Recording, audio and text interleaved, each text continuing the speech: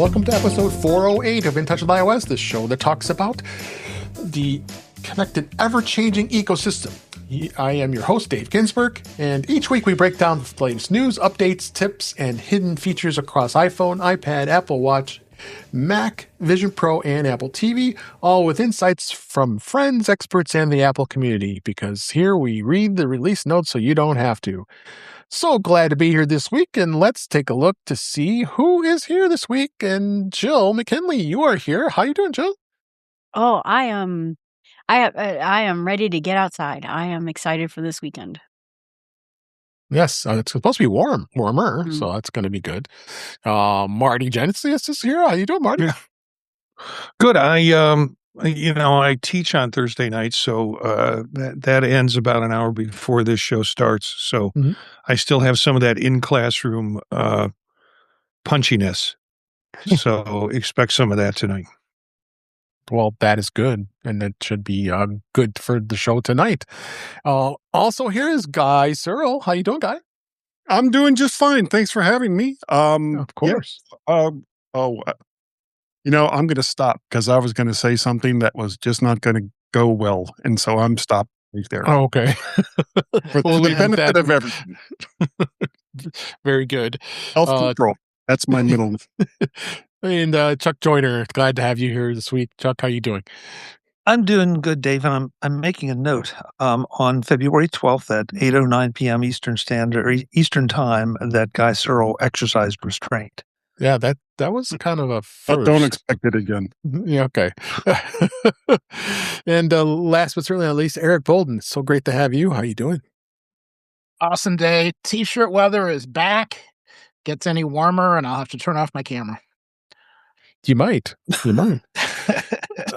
So a lot of stuff happened this week. All kinds of releases. We got a new iOS, and all the OSs were released this week. Some beta discussion, and a couple other great topics this week. But let's start with Vision Pro. Excitement is afoot with Vision Pro. They did release the final version of visionOS 26.3, and it doesn't have a lot of amazing things here, but it does. It is the next release that was released since September of last year in 2025. And you just go down to the headset and download it. It says basically fixes, security improvements, and it's recommended for all Vision Pro users. Marty, did you get it updated? And did you notice anything? Yeah. What did you notice? I didn't notice anything. I thought in previous versions, and I think I had 26.3 on there already, but when I logged in today with the headset, because we're going to talk about another thing that occurred, I think, with Vision Pro today, I immediately got called for an update, and the update was like 190 megabytes. Yeah, it wasn't the typical huge update. And so basically security fixes of what was left on the beta, I presume. And Eric, I assume you updated because it isn't beta. Oh, yeah. Anything, and you noticed? Not really yet. I mean, other than right after I updated, I spent the rest of the time updating even more apps. But it went smoothly for me. Okay. Well, that is a good thing. But this was announced today as we record, or was it? Yes, it was today. A few hours earlier this morning, it was actually announced that I think hell froze over. Yes. YouTube is launched a native app on Apple Vision Pro. Chuck, this might twist your arm. It might. It was one of the biggest apps that was missing off the Vision Pro platform and at its launch over 2 years ago now. That changes today. That's the official YouTube app for Vision Pro. And when it was first launched, Google said the Vision Pro app was on its roadmap, but suggested that people use Safari. Oh my God, that was a painful experience. But it's in its absence. All these third-party apps started popping up, and it ultimately got removed when Google complained about them. Starting today, you can go through and watch it on YouTube natively on visionOS. And one of the things standout features here, and there isn't a lot of videos yet, is the fact that it has native immersive video section.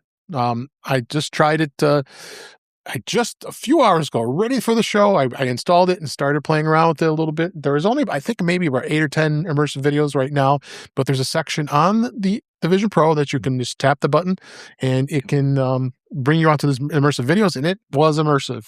There was some great. I think I watched one where I think you're near a water source. I saw the water flowing, and there was a lot of other things. Again, you didn't have a lot of time to look at all those videos, but there was a lot of great experiences with it.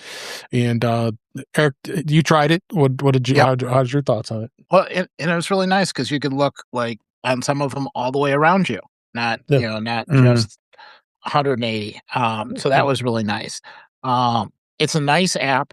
There are some rough edges, I guess, where, trying to figure out, well, how do I subscribe to somebody? How do I see comments? How do I like something and follow somebody? That wasn't really as smooth as I would have hoped, but it's about the only way to see immersive content on YouTube in the Vision Pro. Yeah. Marty, did you get the chance to take a look at it? Oh yeah. As as soon as I noticed it, I had some time this afternoon. I downloaded it, and I went to the spatial tab first. I'm showing some screen. And there were the spatial tab was just really quite amazing. There were lots of Winter Olympic videos in there. Of course. So I started one where you're laying down in a luge and, it was shot in spatial, and I screamed downstairs as loud as I can, "I think I'm going to be sick." It was pretty cool, in that sense, that there was a lot going on, and looking at it. I also looked at some of the shows. Chuck Joyner is, like, all over my YouTube feed. Well, me too. And the shows look really good. Particularly the ones, Chuck's look great. Then I looked at the ones that were developed through Ecamm, and it really is quite interesting to see those in that full screen spatial view. Yeah. Have we twisted your arm yet, Chuck? No, I'll offer this from a non-Vision Pro user. This has always baffled me as to why YouTube pushed back so hard, because especially as they're trying to drive subscriptions or revenue, it's a mystery to me why it took this long. I would have, unless they were not happy with the quality of the videos that could be presented, and that really has to do with the original videos. So this does make it more appealing to me, because I would think entertainment would be a big potential use. So I don't know if my arm's off yet, but it's behind my back a little. All right. Here's what I speculate about that. They did not do a native app for a long period of time, and the first rollout of a native app was on the Galaxy XR. And I have one of those, and I was really underimpressed with the quality of what I could see through the YouTube video. They weren't doing spatial video on it, and so I'm not sure how well the Galaxy is selling, but I think YouTube's like, we're going to hold off on this market with the device that we have a relationship with first, and I think they kind of went, oh boy, we better get on the Vision Pro. I've had the YouTube app for 5 years because it was on Oculus. It was one of my favorite things. It's been great, and not just the YouTube version, but the immersed 3D for goggle version of it, and I have loved it. I spent a lot of time there just seeing things around the world, and walked around fire dancers and different countries, and it's incredible. And for you guys to get that in Apple Vision Pro is an amazing step forward, because there's so much content and it is all very good. Yeah, I have two questions. Yes, of course. Are the ads immersive as well? Who pays for ads? I don't pay for ads because I have premium. I don't pay. I don't remember ads. Second question is, make sure you go to YouTube and look up G-Men Show and let me know how it looks in Vision Pro. All right. We'll do that for you. Okay. I wonder. I didn't try to see if you could actually mirror the display with the YouTube app. I wonder if you can. Guess You can try that. You can share the display. Because I know some like immersive video through Apple TV you can't. Yeah. But so you can. Did you try it with YouTube? I need to have somebody there so I can know it really worked. But there's a button that says you can do it. Okay. When I clicked on it, it said there's nobody else here. So, I shared it to my Mac. Later. I shared it, and then he got very sad. No, I mirrored it on my Mac. That's what I did. That's what I usually do. That would work. Yeah. Yeah. Bad Marty. Yeah. So, there was another one that I don't know if you brought this to our attention, Eric, is another one called Vision Play, the Vision Play for YouTube. I tried it. I was very not impressed with that app. I tried it for a few minutes and, I was like, I think YouTube did a pretty good job, with this.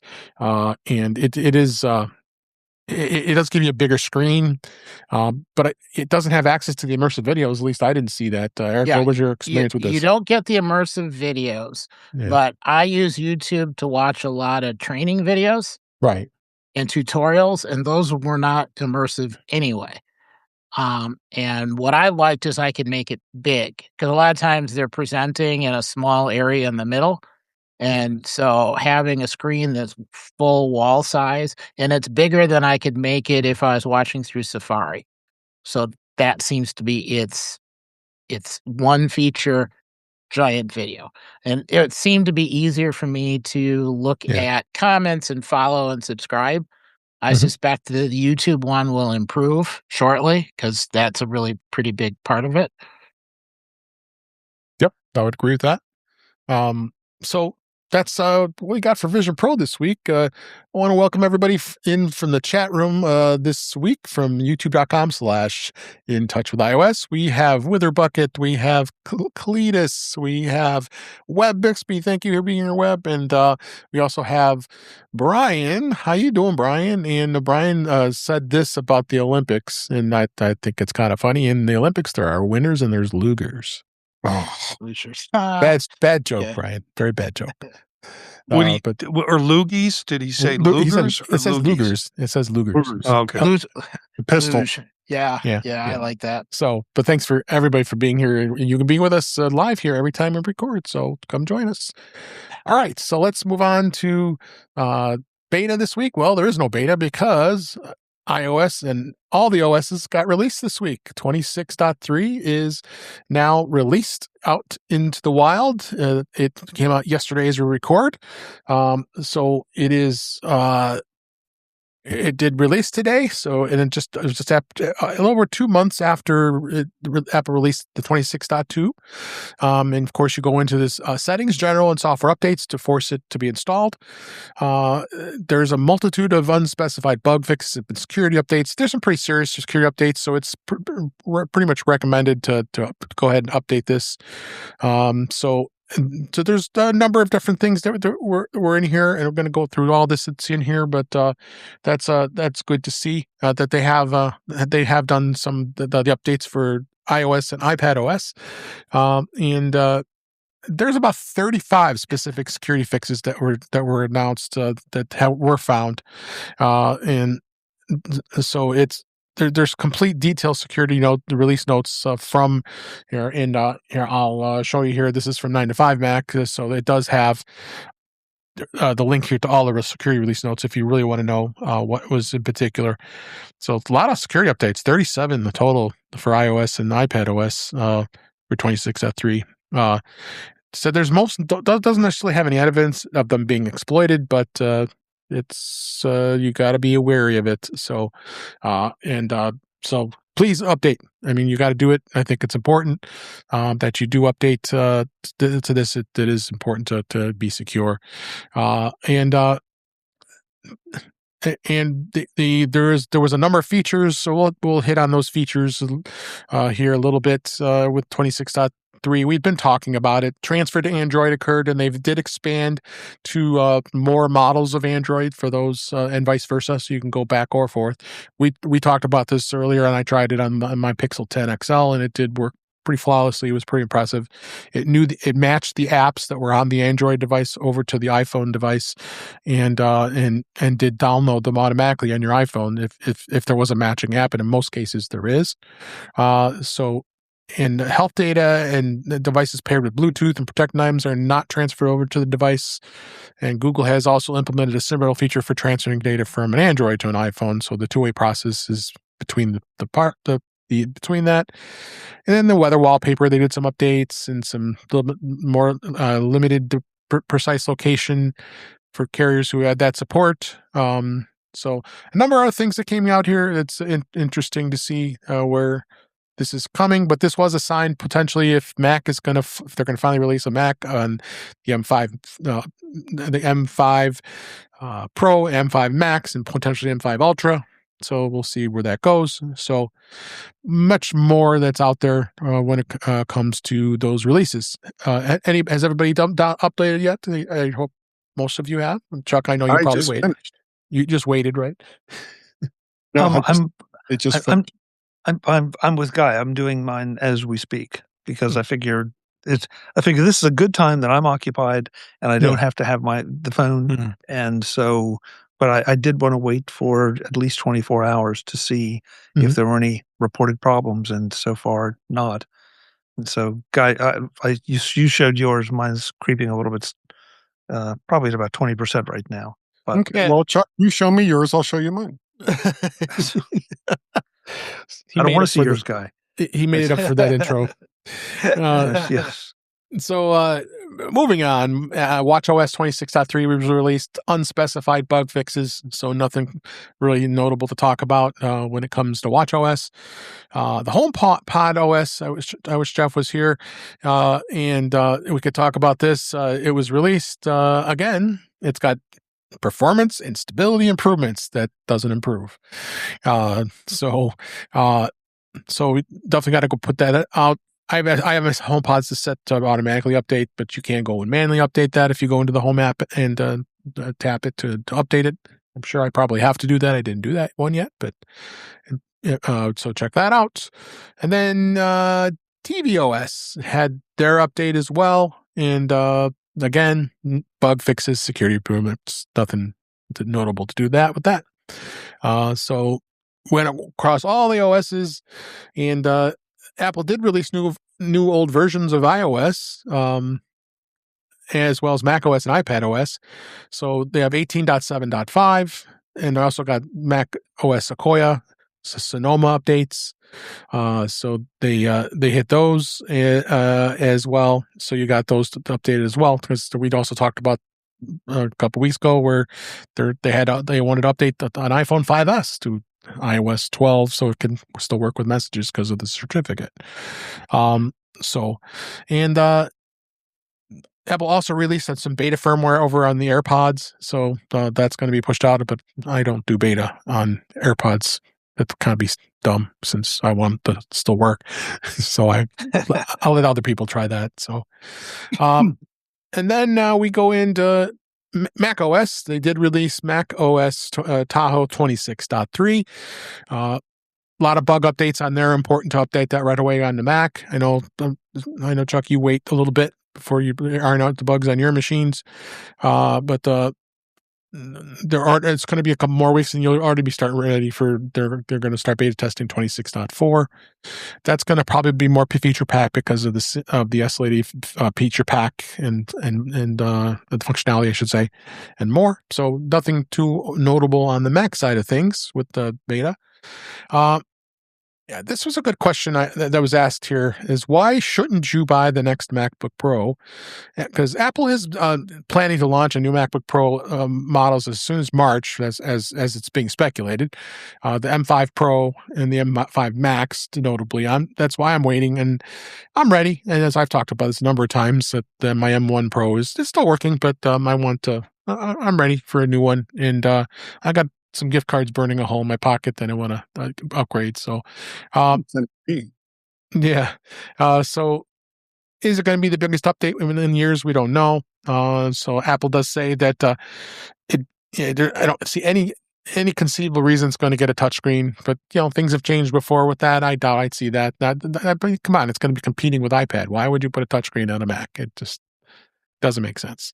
But we'll see. I think again, it's more of a rumor than anything else. But I think we'll be ready. I'll be ready. Once it does come out. So let's move on and talk about something that's been pretty hot in the news lately. That's been the unfortunate thing with Savannah Guthrie and her mom, who got kidnapped, and she did have a Ring camera on her door, and there wasn't a place. So we have been putting cameras on every porch in America. It's been from doorbells to backyard flood cams, and we're living in a most recorded time in history, really, if you guys think about it. I mean, many of you guys, you have cameras in your backyards, you have them on your doorstep, you have some cameras inside your house. Is that pretty notable to many of you here on the panel that you've got those? I don't have a lot of cameras. I have one out now that I'm getting a new house here soon. I think I'm going to start giving some more thought to expand upon my horizons and really dive into HomeKit and get that going. But so it's really a big thing here. So again, as I said, the recent missing persons case of Savannah Guthrie, home security cams have once become part of the public conversation. And it raises an important question. Are these smart cameras actually making us safer, or are they creating a neighborhood surveillance grid? What do you guys think about that? Is it a surveillance? I mean, that means they're surveilling your neighbors, but it has come in handy a lot of times in the with police, and it's very helpful to help them catch the bad guys if they are terrorizing your neighborhood, thefts, and But the best part is when you catch porch pirates, when you put some paint in it, and when you pick them up and it explodes in your face. Bitter. Yeah. And then a woman complaining and says, why did they do this? And I said, why did you steal their package? To the police. So what's your thoughts on that with surveillance? Eric, what do you think? Is it a privacy concern, or is it something that you feel safe that you're glad that your neighbors have it, as well as you? I think it's a huge privacy concern. That doesn't mean it doesn't occasionally work well. I mean, there was a recent ad saying, oh, you lose a pet, and, the system will take a picture of your pet and go out to everybody else's cameras and then send a notification out so that the person nearest your pet can notify you. Oh, yeah, we saw, that wasn't something that was advertised when the camera was originally purchased. It's a little unclear who gets to see the video. If the video is sort of centrally stored, anyone potentially could see it, or at least not see it without clearing it with you first. Mm-hmm. Right now, I'm using a Wemo doorbell camera going through Apple's HomeKit, which seems to be fairly secure. Maybe not quite as open to 12 different people monitoring and keeping track of video and storing it for a really long time, but I don't worry that the video is going to wander out to someone else. So, I guess that's my biggest concern, is misuse of the video under the guise of we're just trying to make you safe. Yeah. Chuck, you got cameras? You use them as well? I think if you remember correctly, you have Eufy, right? I've got a bunch. I've got Eufy, I've got Wise, I've got Ring. Okay. So, and listen, it's a double-edged sword. And the Savannah Guthrie thing, I think, is going to be interesting to see how this affects the narrative that comes out with a lot of these, because this has made things a lot more personal to a lot more people. Because Savannah is so well known, with no disrespect intended, and this is a dangerous comment, but some of the other missing persons things, no matter how much publicity they get, there's a tendency, I think, to sort of keep it at arm's length. With Savannah being so popular and so much in so many people's lives every single morning, I think this has really had a big impact on maybe how people think. Because it's one thing to say something that's objective, and it's like, well, we have this debate over cameras, and then you're missing someone that you really care about a lot, or that a friend who's, in this case, missing their mother, and you think, it doesn't matter. just we've got to find her, and we've got to find the bad guys. And so I think it's going to change the discussion. Yeah, I feel a lot more secure, and I live in a fine neighborhood, and I don't, it's not like we have a crime problem. Same. But at the same time, it makes I want to know who's at my front door before I open it. I would like to know, if I can look out and see the front lawn and see what's going on out there. Yeah. So is it a surveillance state? Yeah, maybe, but I know that there are a lot of video doorbells. You can after a while you start to learn which ones have which kind of lights. So you drive through the neighborhood and it's okay. There's a ring, there's a nest, there's another ring, there's another nest. It's like looking at iPhones. iPhone, Android. Who has what? Yeah. So I think it's I think it's the way we are right now. Yeah. Couple comments here in the chat. Cletus, he says he's been inundated with requests for cameras or updating your camera system, and has improved its coverage. I believe Cletus may work in this industry, has very much a lot of knowledge of it. And thank you, Cletus, for requesting this topic. That's what inspired me to do this tonight, as well as what's been going on in the news. So I don't usually use topical things like this, but thank you. And then he also says the most of the new cameras are focusing on AI integration. He has a Blink. He tried to figure out colors my ring at the shop. And as well as he made a comment about Wise there, Chuck. Wise is so insecure. And we know that they, especially, I have a whole bucket of them, and the slightly newer ones are okay, but those original cubes, oh yeah, don't even plug those in. Those are very they're not even, don't even hook them up. That's how bad those are. So well, it depends on where you aim them, Dave. Yeah, true. And I'm serious about that. If I can aim it at a back porch that is not exposing anybody else, it gives me a vision to that back porch, and I'm not wasting the camera. That's true. I think I'll fire them back up, see what they can do when I go into my new home.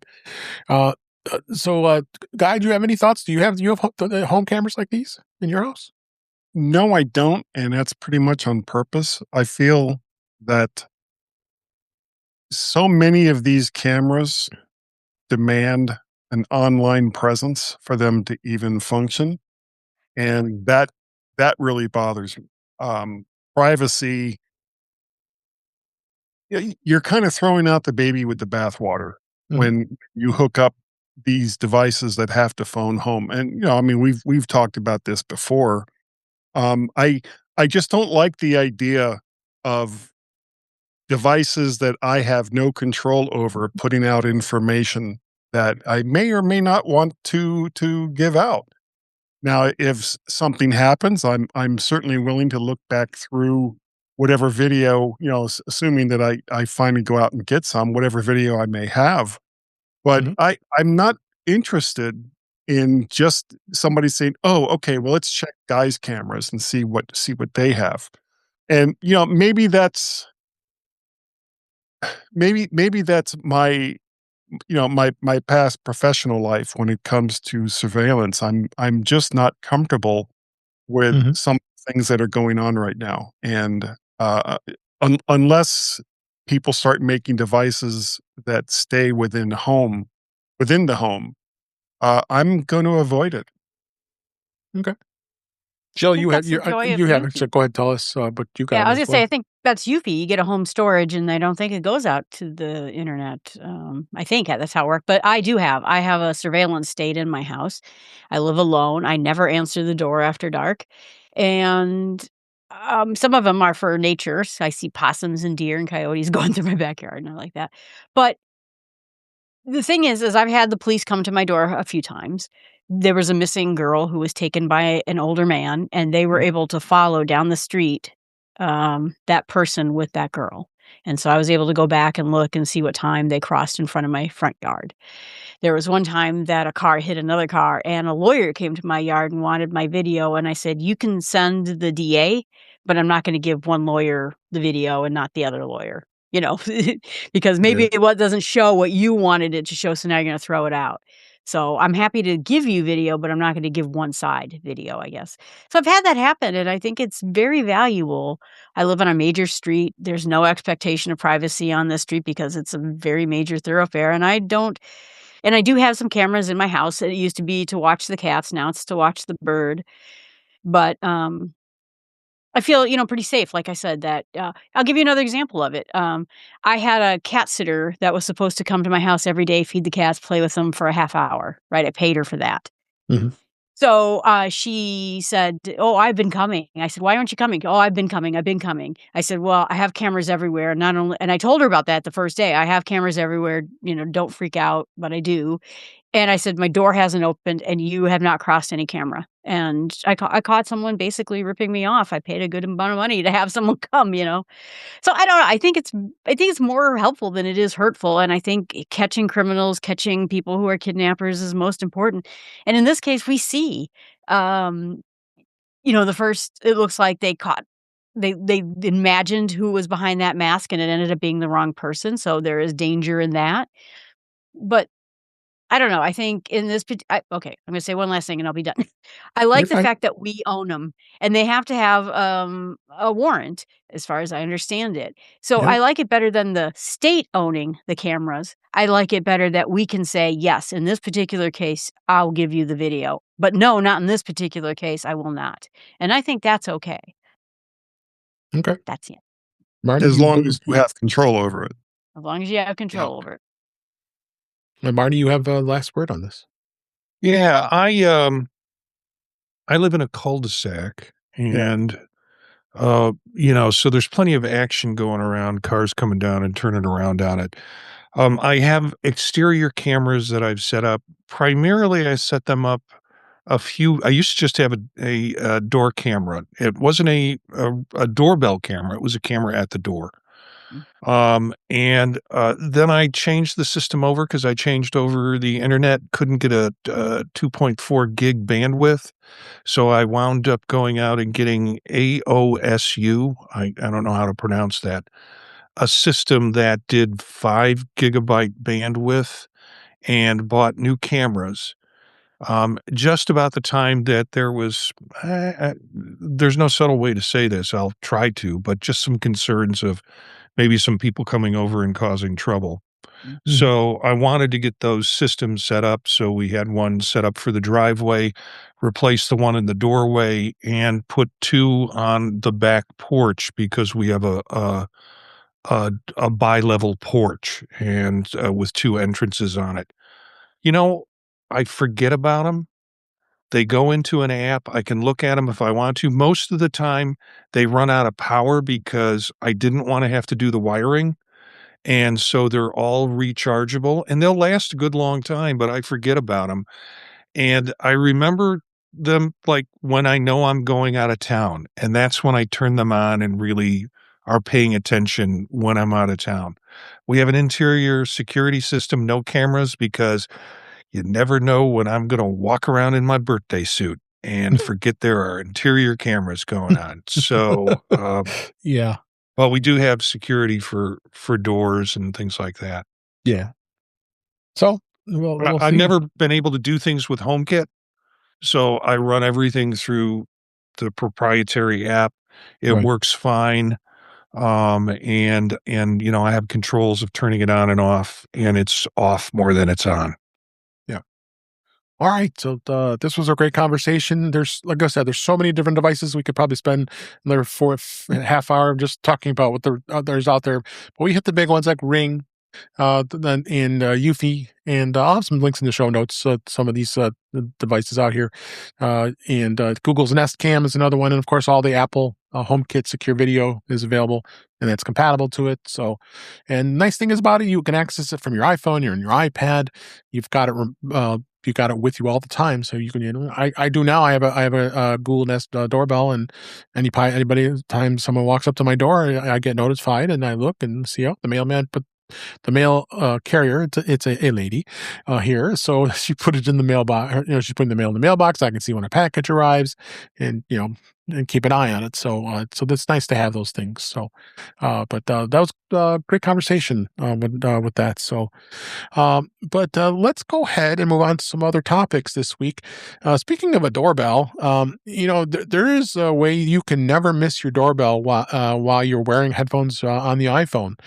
Noise canceling headphones are great for blocking out distractions, but they also can block out sounds that you actually need to hear, like a courier at the front door with your all-important package. I seem to remember that when that iPhone gets delivered and you don't hear the doorbell, right? And I got ticked off because they put the UPS sticker on the door, and I had to go to the UPS depot to go pick it up. So you want to be able to hear this stuff, and when the doorbell rings. So this is called sound recognition.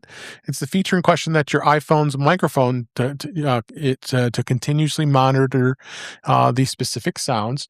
And here's kind of the steps here that I found here and talking about it here. And the way you enable the doorbell alerts is go into the settings in your iPhone. It's under accessibility, and then under hearing, you tap the sound and name recognition, and then tap through to sound recognition, and it will then toggle that on, the sound recognition, then tap sounds. Under household, there's a choice for doorbell, and when you toggle that on in the next screen, you'll also see the option to choose a specific alert tone. So note that the iPhone may need to download a small file. That's okay. We got enough space these days, and so the Wi-Fi and data connection could also be needed. And then you can train it too. So something cool to have. Did you guys know about this? I remember this being discussed, but I found this to be pretty fascinating that you could set this. And of course, it's an accessibility, for someone might to have some challenges, from hearing especially. Anybody know about this? I forgot. I don't remember seeing this. Yeah. Yeah. So I have friends' fathers who's deaf, and I'm going to show that to him right away. Oh, good. So I did find something that's some helpful. I think people will find this to be helpful, because, like I said, there's plenty of times where we're doing other things. I wear my AirPods all the time, and especially when I have it in, I want to have it so it's quiet and I can't hear a thing other than the music. That's what you want to do. So it's very cool to see where that goes. So, another thing I found here is interesting. I'm still trying to just grasp what the iPad can do with multitasking. In fact, I at work I want to be actually put together. I might even put together some sort of training, for the show or something else. And this was interesting article here from 9 to 5 Mac that allows you to. He said iPadOS 26 multitasking got better when I changed this one setting, and they did make some major changes. No doubt about it. Navigating the windows around, it's really cool that you can move them different positions now, and it makes it more multitasking like Mac-like. But you can freely resize windows, overlap them, and do the things that Stage Manager once tried to do but never was great. But how the great things here. And then this shows the inside of the settings on the app. When the multitasking in gestures reveals a menu option, you can do automatically show or hide the dock. You can do that in here. And as well as closing all windows when you swipe home. I always got frustrated with that. Any of you guys get frustrated with that using your iPad? You're swiping up and it just moves to the left or the right. And because we've been trained, because we're so used to moving that window up to swipe it away. And now you have to get used to that. So there's now some more toggle changes that you can be a little more familiar. So it does, of course, the iPad does function a little differently than the Mac does. So, but this is a great article. Take a look at this as far as how these changes go. You guys agree with me? The multitasking for Windows and iPad is not user friendly, especially with folks who are not real savvy with using the iPad all the time, right? It's better than it used to be, but it's still. I would say this improved it. Yeah. Yeah. I've shifted Windows off, and I'm like, how do I get you back? Come back. So, yeah. I feel like, again, because it was not the way that the iPad was originally, it's gotten so much better. You just have to take the time to learn to use it. and integrate it into your thinking, because we, unfortunately or fortunately, depending on your point of view, we were trained for it to be a one app at a time device. And then there were a few things that were added, and it became a couple apps at a time. And now they've tried to push it farther. But I think I know I have to go back and look at times. There's things I've learned how to do, and my fingers have learned now how to do it without thinking. But I still need to go back and remind myself that, oh, it can do this. Or I stumble across an article and it says, are you using this? And it's like, shoot, no, I'm not, but I should be. What's wrong with me? So if you're not sure, go and look it up. Yeah. Oh yeah, for sure. For me, what complicates it is because I'm on macOS right now. So I went in to look at desktop and dock. There are a gazillion things in there. And I don't know what each one of these does. And their description isn't really very clear. So it just, I'm overwhelmed with information of opportunities I can do that I wouldn't have been overwhelmed with 5 years ago, 6 years ago. Usually when that happens, the best bet is to not do it at all. Yeah. Yeah. It's the way they are, or you'll just end up being very unhappy. I'm delighted with iPadOS and how it works. Are there some things that are a little off as compared to other windowing systems? Sure. But we are now at the point where the iPad for a large number of people can be their only computer and do everything it is that they want to use a computer for. And that's amazing. When you look back at what the operating system for the iPad used to be like, you're right. It was a one application at a time kind of device. Even before the windowing system, the only way you could really get around it would be to, flick up where then you'd see all the other applications that you had open recently and then go to a different application, but it was still full screen. And if you needed to exchange information from one program to another program, well, good luck, because it just doesn't work that way. And for the most part, it still doesn't work that way, but it's getting better. So I'm very happy with the direction that Apple is taking the iPad in. No, I agree. It just takes a little more getting used to. That's for sure. Sure. Anybody else? All right. As we heard about a little earlier this year, actually, it might have been last year when this was announced that the Apple Card is moving to Chase. This was an interesting article that came up about everything they know so far. We all know the story of why Goldman Sachs is ditching it because they were losing over $1 billion on the card, and the partnership was since 2020. So I won't go into all that, but I wanted to hit more of the details of how everything's going to transition over. Apple does have a card issue transition, but during the transition period, you're going to be able to existing Apple Card users will not have to apply again, which is good, and you'll still get the 3% on some items for daily cash on purchases. And it'll stay on the MasterCard network, which is, because I think Chase uses Visa in most cases. The payments will be the same way. And then, of course, the balances will be by Chase. And it will continue to be managed through the wallet app. And, there's a lot of other things. The physical card might or might not change, which I hope not, because I'd be sad to have our titanium clanky card that we have. Then, although that stays in my wallet most of the time at home, because I never use it. Yeah. And of course you'll get updates if something changes on that card. The one interesting thing is the monthly installments will still be available for Apple purchases at Apple stores and on the Apple Store app. The card will still not have an annual fee or any foreign transaction fees, which is good. And then, of course, it'll list Chase as the issuing bank. But the interesting thing is the Apple Card savings account, which was very popular. I use it. I think everybody here uses the savings, Apple Savings, I would hope. And Wall Street Journal did a report that Chase is going to launch a new savings Apple account as part of the Apple Card deal. Additionally, customers with the existing Apple Card savings account will get to decide whether they want to stay there or open it up with an account with JP Morgan. So I'm wondering, that was one of the things that kind of interests me. Is it going to stay with Goldman Sachs? Is it going to stay with Chase and stay with the same terms? I don't know where that's going to go. So I wonder what everybody's thoughts on that is. I just thought, if Goldman Sachs was losing $1 billion, how is it not going to keep happening? Well, savings accounts, that's, yeah. Can't imagine that would affect it, right? $1 billion, right? I don't know. Yeah. I think we're just going to have to wait and see. I mean, there are a million questions here.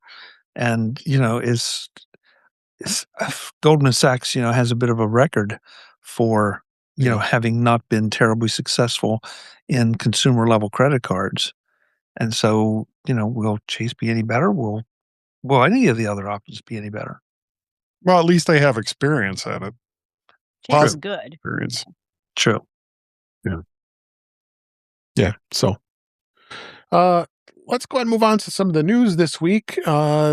Apple apparently acquired a new database app, acquired a Canadian graph database company, Kuzu, last year. It just was found here. It wasn't really publicized because it happened back in October of 2025. There was an undisclosed sum. The company's website was subsequently taken down as its GitHub repository was archived. And that's commonplace for Apple acquisitions. Kuzu was an embedded graph database built for query speed, scalability, and ease of use. It offered Kuzu Explorer, a browser-based database that displayed data points as linked nodes, and Apple had to inform the European Union of its acquisition owning to its significance, but there are a few details about it. Now, Apple already owns FileMaker, which is a cross-platform rational database, and via a subsidiary. So it's unclear what Apple's going to do about this. Did you guys know about this? 'Cause I sure didn't. No. Oh yeah. You didn't know about this? Yeah, I saw the news on it when it happened. I'm excited about it. I mean, yes, they already own FileMaker, but for most folks who want to do databases, FileMaker is kind of out of the reach of their cost. So kind of interesting possibilities here. Is this going to be part of could it be part of a new creator suite? Could it be an app that's added in for people to do simple things? My love for Bento has never left. In terms of a database for simple organizations. I used it for a conference one time when I was coordinating a conference. So I need something with a little less speed and engine than FileMaker and cost than FileMaker that's simple and doable. This looks like a pretty sophisticated piece of software that these folks were developing. So who knows if they're going to make it dumb it down for Marty. I'd forgotten Bento. Yeah. Oh yeah. Bento had a cult following, I think it was. It's Microsoft Access Reborn. Oh Lord, no, nothing. No, please. No. Nothing is Microsoft Access Reborn. Microsoft Access should be buried. It won't go anywhere, trust me. And they won't support it anymore. I mean, they won't do anything with it. It's the same product it was 10 years ago. Yeah. That's right. I think it's interesting what's happened to databases because FileMaker, you're right, Marty. The pricing of FileMaker is a bit much. Bento went away for reasons unknown. And when it did, sort of the whole concept of databases went away with it. There are a couple options out there, but there just aren't a lot. I mean, if you think back, and I'm going way back in time, folks, but AppleWorks, it had one of its key tentpoles was a database. And then everybody decided that more specialized databases seemed to be built into apps, because a lot of apps are just glorified databases. Yeah. So, would it be nice to have something back for us mere mortals? And, because I've looked around and I've looked at a couple things, and then I get distracted and go away. But I would love to find a relatively simple database that will just do things for me that I don't need to do because otherwise I've got to do them in Excel and just, that makes me nauseous to think about it, or in Numbers, which is really not built for it. Yeah. And not that Excel is, but, a database program, maybe, Marty, I hate to think of it as being dumbed down, but I'd like to think of it as being made more approachable. Yeah. Well, I was thinking is I use Notion, which I presented at MacStock and talked about it. And Notion, in the end, is a database program with a very friendly front end. And we don't call it databases because we're going to freak everybody out. But it has all the query ability. It writes it for you. If you get Notion AI, it's great at it. And so then I started thinking, is it possible that Apple could go down this route of a consumer-friendly, bringing it to regular people like Notion has? Because you could write queries in Notion, but you don't have to. Go ahead, Derek. It occurs to me that if you're going to be doing more stuff with AI and trying to run queries and keep track of stuff as you're going along, that AI system maybe needs a database more than just about anything else to be able to keep track of what's in progress and where it is in the conversation. So maybe it's something to do with AI. Yeah. Well, Eric, you also made a good point to our friend Jim Ray, who has Panorama, is another database program that he's very successful with. He's got his following of all his great users. He obviously does very well with that product. So there's another one right there. So, but like you said, avoid access at all costs. I mean, SQL Server, that's still around, and then more in the enterprise world. But yeah, it's definitely interesting to say the least here. So, let's move on to the next story here, and that is that YouTube TV is getting cheaper sports, news, and entertainment bundles. YouTube is splitting YouTube up into sections of tailored YouTube TV plans, allowing subscribers to pay less for a smaller selection of channels. TV should be easy, as their blog says, announcing the change. There will be 10 plus new plans. 10, geez. It's going to be across sports, news, entertainment, and family. The prices are going to be $11 to $28 below the $82.99 price for all you can eat. New subscribers will have access to lower price for the first 3 months, and a 10-day trial will be available. So it goes through all the tiers. So of course, the sports plans are always going to be the most expensive, and so you can break down the bundles there. So I've been a pretty happy YouTube TV subscriber. I think it has a really nice interface, and I still like the local channels. I still like to have them. I mean, yeah, I've got a Tablo TV, but you know what? The Tablo TV cannot be it's not as user friendly as it should be. Because then you got to go to a different box, and yeah, it works with the Apple TV, but the channels don't change smoothly like they do on YouTube TV, and YouTube TV tends to be a better experience. But that's the main reason I like, because I still like watching the local channels of the main networks, but who knows where those are going to go too. So, what do you think, Jill? I got out of, cable TV about 20 years ago. So I've been with it, but I did do YouTube TV for a while, and it was absolutely the best service out there. And I've really liked them, but I think having more customization, because otherwise we're getting back into the same cable TV thing again. Right. Now I'm buying YouTube TV Gold, and I could just go back to Spectrum and buy cable again for the same price because of the cost. So I think giving people more options might actually fix this. I don't watch sports, so would it be nice to have, everyone's going to be able to mix and match to do their own thing, I hope. Yeah. How about you, Chuck? What do you think? I'm with Joe. I think it's difficult because if it's almost like if you like sports, then you're going to get these 25 sports channels. And maybe I just have a passing interest in sports, or maybe I'm interested in a particular sport.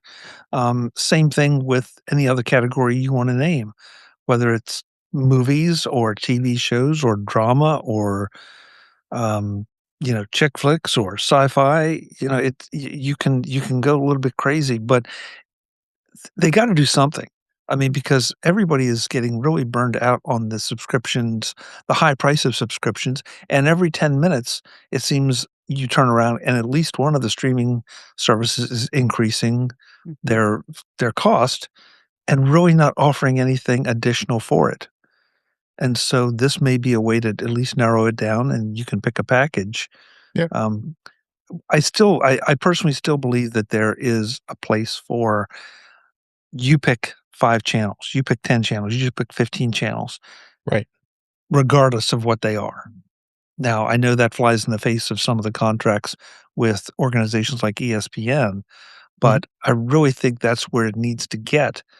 And frankly, if I could pick my 10 channels or my 15 channels, I'd be willing to pay more than maybe some of these bundles just to have access to exactly what I want. There's no fluff. It's just what I want. Yeah. I agree. I also am wishing for, the sun not to come up tomorrow. I mean, it's probably impossible. That's a terrible wish. Well, no, it's not. No, it's not. For the sun not to come up tomorrow? Yeah, well, then you don't get sunburned. You don't have to go to work. But it'd be dark on the golf course, Chuck. Well, there's a downside to everything. Sometimes the way I play, it would be better if I were in the dark. And it would be heat death of the universe. Go ahead, Marty. I look at what's in this article, and I think what bothers me is it gives me multiple opportunities to be disappointed.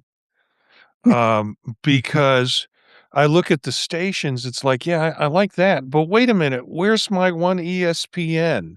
Or, well, no, that's in another package, son. You got to go over to the other package to get that. And so, I was on a service that you could get, I don't know, the orange version or the blue version, and each one of the orange or blue versions I was disappointed in, so I wound up having to get the orange-blue version.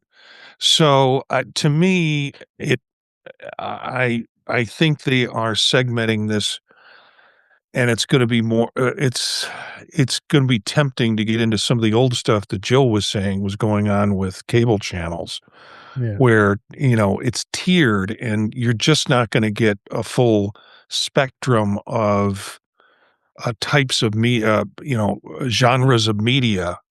You're just going to get you're going to have to pay for each genre you want. Yeah. Derek, your thoughts?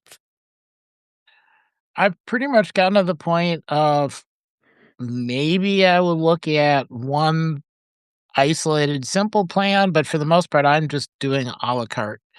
I want this particular channel and this one, and then I can't keep track of who's on what news thing because they're all moving and changing. So a whole lot of broadcasters now are putting out their own content, and you can sign up for it and get YouTube videos of whatever it is they're talking about. So I'm finding myself just managing 20 or 30 separate little tiny subscriptions that give me kind of what I'm looking for. Yeah, I think a lot of people do that for sure. Guy, you subscribe to anything with TV? Oh, I've got lots of subscriptions. The problem, well, of course, the problem is the cost. Of course, you look at something like Paramount, which there's a couple things I want on there, but for the most part, it's Star Trek. Right.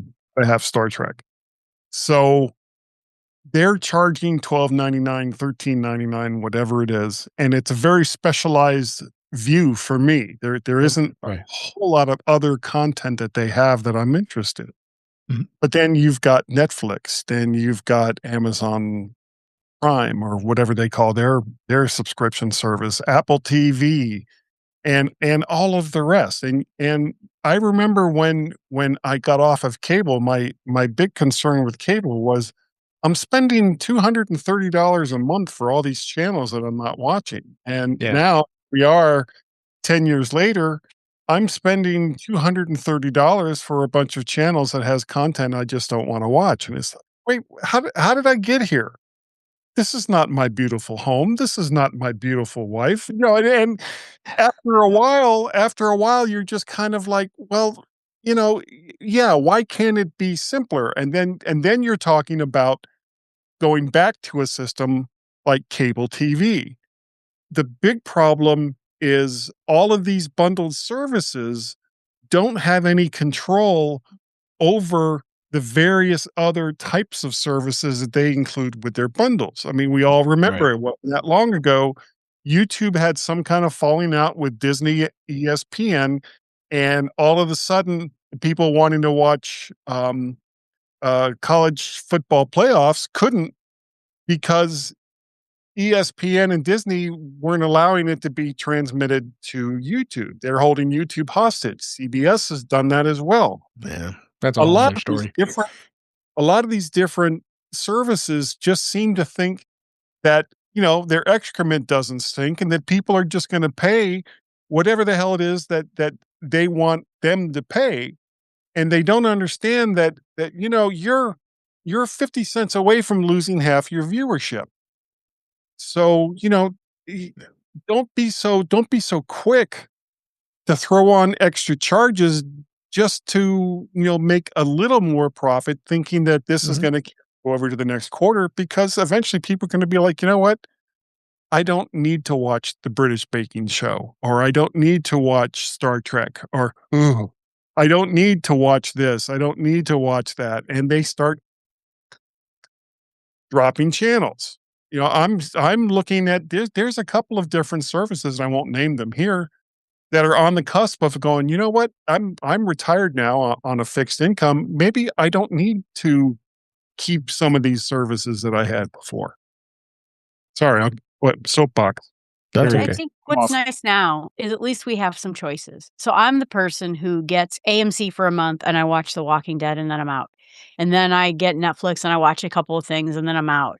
And so at least if you want to do that, you can do that. But back in the 90s, we had cable and it had 2 tiers. And you just wondered which tier your friends were on. And that was about all your choices. So at least you can. And you can even buy on Apple a season. So maybe I don't want to buy AMC for a month and watch The Walking Dead. I could buy the season of The Walking Dead and just be done with it. Yep. All right. So let's. I got a couple more news stories here, real quick, before we head off to the sunset this week. That T-Mobile has launched a beta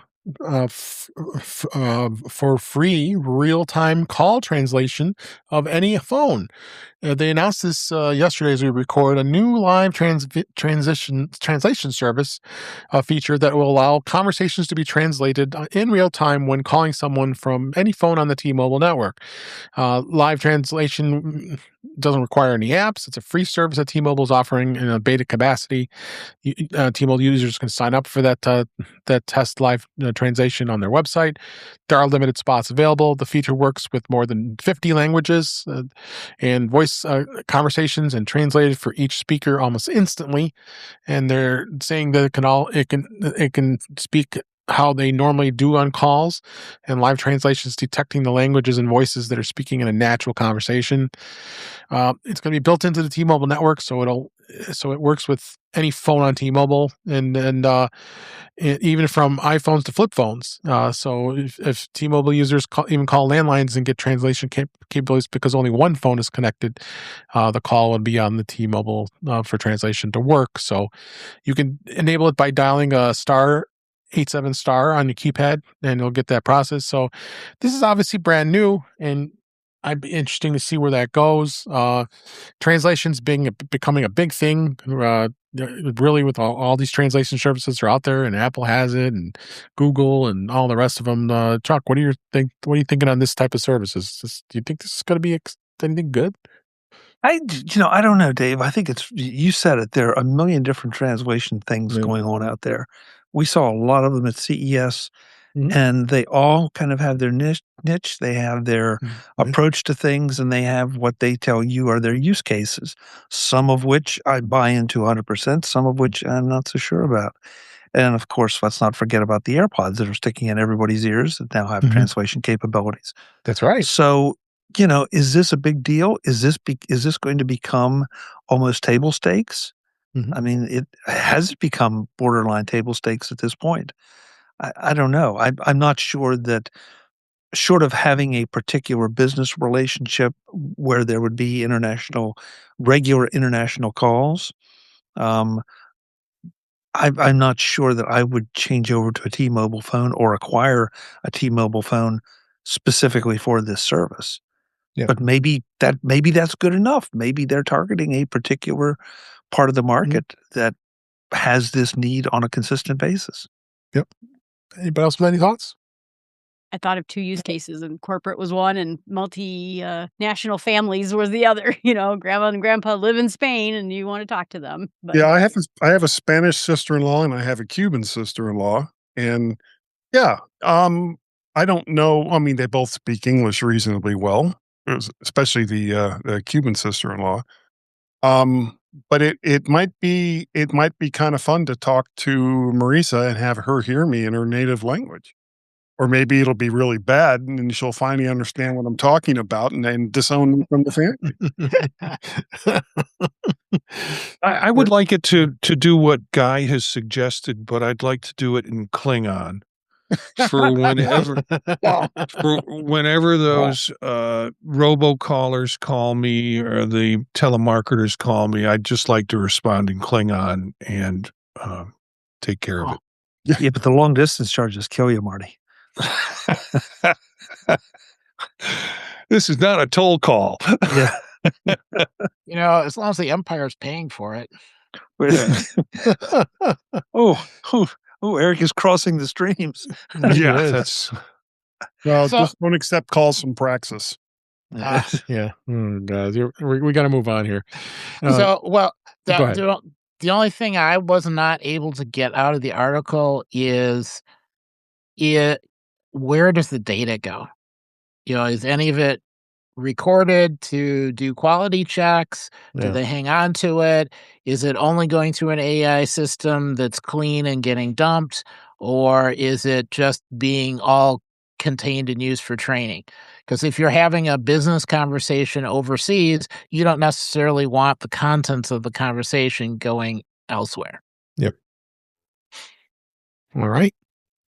Let's the last story of the night here tonight. Apple is getting rid of iTunes wish lists. Hear how to save yours. Apple will soon do away with iTunes wish lists and features a movie and TV shows, according to emails going out to customers as of this week. Apple says the people who still have wish lists should migrate them over to the Apple TV watch list before the feature is removed. Each email that Apple's sending out gives a PDF with TV shows and movies that are on the individual's wish list. And Apple says that the users can tap each link and then tap the plus button to get the items appear in their Apple TV playlists. Apple began phasing out TV show and movie wish lists at the launch of iOS 17.2. In fact, that update removed the wish lists entirely without giving customers a heads up. People with extensive wish lists were understandably upset, but within a slew of complaints led to Apple to reintroduce it in 17.3. So it shows how you can do this and all that stuff. I have not used this. I don't know. Has anybody else used these? iTunes, come on. This is like old school. Yeah. You gotta change hold on. Yeah, your iPod, yeah. But they haven't given a specific date when the wish list will remove. No one here else has used these? I didn't think so. What do you use wish lists for? I wish I could listen to this piece of music. I think it was maybe it was for somebody purchases. Else. It was for purchases. Oh. Yeah. I got a bunch of purchases I did on the iTunes side of things on another Apple ID. That's a whole other story that I can't really watch, but I can go back and look at it and probably go watch it anyway. It's might be streaming somewhere, so I'm not overly worried about it anymore. So, all right. So that's a wrap on the show for this week. We had such a great time and great to have all of you here. So before we go, let's find out where people can find you. And I'm going to mix it up here a little bit, and I'm going to start with Marty Jencius. Where can people find you? You can find me at Jencius, Jencius, at Mastodon and also on BlueSky. Of course, Tuesday nights with Chuck and the gang on Mac Voices. Thursdays here with Dave bunch of other projects that I'm involved in, primarily with Dave and with Eric, doing Vision Profiles on Monday night at 9 p.m. streamed live on YouTube. And then other podcasts you can find at thepodtalk.net, and some new fun products coming out there. Excellent. And Guy Serle, where can people find you? Thanks for being here. Thanks for having me. It's nice to be had. Of course, there's the G-Men show, which is we just hit our 25th episode. Nice. That I do with Gazmaz. You can contact us via email, gmenshow@icloud.com. I can also be found over on two diametrically opposed social media sites, which is X and BlueSky, as either Mac Parrot or Vert Shark. And we have a YouTube Google Voice number. Wow, when was the last time anybody ever talked about that? 1-703-828-4677. And you can find them. You can just call us and give us hell for the show that we do. We're always looking for new 5 to 10 second bumpers that we play at the very beginning of the show.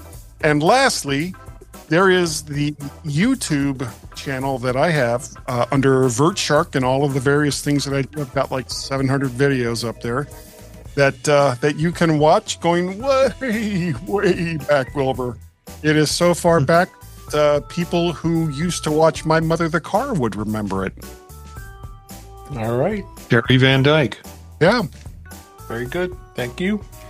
And Eric Bolden, where can people find you? Thanks for being here as always. I can be found on Mastodon at EA Bolden at mes.to. Otherwise, Monday nights on Vision Profiles covering visionOS stuff. Tuesdays on Mac Voices Live. Thursdays on In Touch with iOS here. So kind of moving through all of the OSs throughout the week, covering news and everything else. Great. Thanks for being here. Chuck Joyner, thank you for being here as always. We appreciate it. Where can people find you? Thank you, Dave. MacVoices.com is where you'll see all the people I'm talking to. Both you can hear them and see them. We are still releasing CES videos. I was kind of hoping to be able to get the last one out by the end of this week. And then I looked at how many I have to go, and I'm not sure it's going to happen. But they keep rolling out. And so the live show has been mentioned here, is Tuesdays at 8 p.m. Eastern on YouTube at youtube.com/MacVoicesTV. And on pretty much all the socials, you can find me as at Chuck Joyner. Thank you. Thanks for being here. Thank you. Last but certainly not least, Jill McKinley, is always a pleasure having you here. Where can people find you? Thank you for having me. You can find me at jillfromthenorthwoods.com. It has all my podcasts and social medias and how to email me. So I appreciate you being out there. Thanks for being here. Appreciate it. Thanks to all of you for being here. And let's go ahead and wrap it up. That's a wrap for this week. Please, you send your comments, questions, suggestions to our email address, which is feedback@intouchwithios.com. You can follow us on BlueSky and Mastodon at InTouchWithIOS. Support the show by buying me a coffee at InTouchWithIOS.com/coffee. We would really appreciate it. You can become a patron of the show by going to patreon.com/InTouchWithIOS. We have 2 tiers available to support the show. We'd really appreciate it. Make sure you like, share, and subscribe when you're notified for when we're live streaming on Thursday nights at 8 p.m. Eastern, 5 p.m. Pacific on our YouTube channel, which is youtube.com/InTouchWithIOS. Thanks to everybody who was in the chat this week. Appreciate it. You can go there to watch the current and past live streams, as well as listen to past shows. You can subscribe to the show in your favorite podcatcher, including Pocket Casts, Overcast, and Apple Podcasts, and many others. But better yet, just go to our website, InTouchWithIOS.com, where the links, the way to listen to us are out there on that site. I am Dave Ginsburg, and you can find me on the following podcasts: Mac Vision Profiles on Monday nights with Eric and Marty, Tuesday nights on Mac Voices Live with Chuck Joyner and most of the people here on the show and more. You can find me on the show here on Thursday nights, of course, and on Fridays most of the weeks I'm on the Mac Show on the British Tech Network, and then we have a little blast doing that. And you can find me on social media at BlueSky and Mastodon at DaveG65. With that, that's a wrap. Thanks for being here. enjoyed doing the show, and I hope you enjoyed it. But until next time, we'll talk again soon.